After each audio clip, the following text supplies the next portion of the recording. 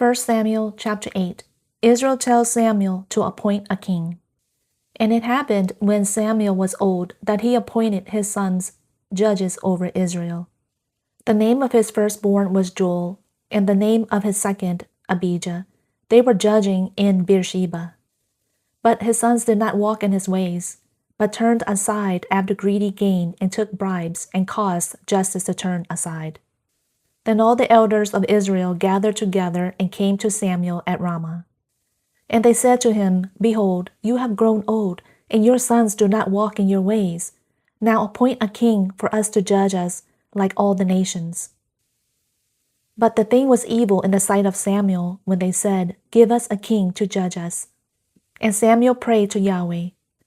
Then Yahweh said to Samuel, Listen to the voice of the people in regard to all that they say to you, for they have not rejected you, but they have rejected me from being king over them.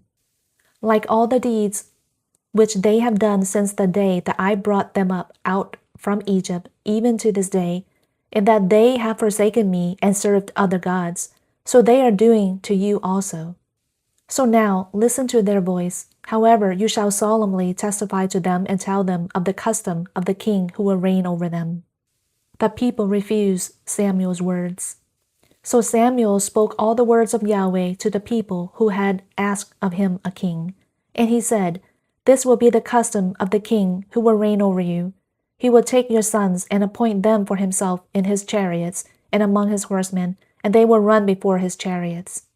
And he will appoint for himself commanders of thousands and of fifties, and some to do his plowing and to reap his harvest, and to make his weapons of war and equipment for his chariots. He will also take your daughters for perfumers and cooks and bakers.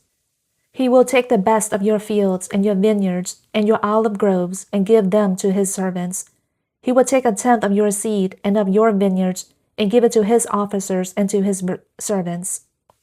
He will also take your male slaves and your female slaves and your best young men and your donkeys and use them for his work.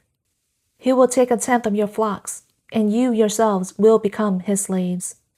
Then you will cry out in that day because of your king whom you have chosen for yourselves, but Yahweh will not answer you in that day. Nevertheless, the people refused to listen to the voice of Samuel, and they said, No, but there shall be a king over us, that we also may be like all the nations, that our king may judge us and go out before us and fight our battles. So Samuel heard all the words of the people, and he repeated them in the hearing of Yahweh.